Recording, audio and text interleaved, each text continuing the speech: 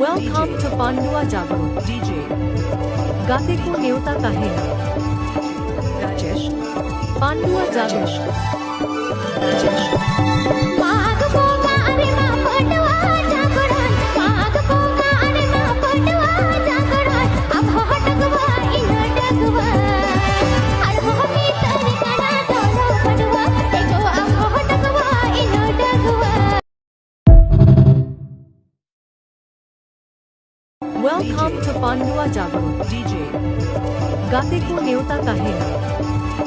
Rajesh Pandua Jagran Rajesh